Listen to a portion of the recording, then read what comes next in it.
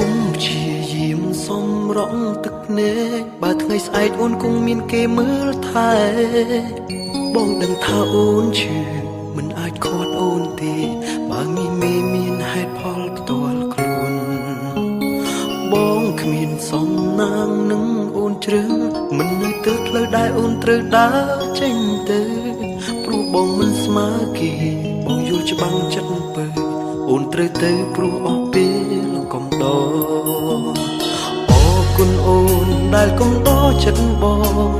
អរគុណអ្វីគ្រប់យ៉ាងដែលអូនផ្ដល់ឲ្យបងចែកខូចចិត្តអរគុណដែលបានស្គាល់ត្បិតចិត្តបងវល់តែជាយាមញញឹម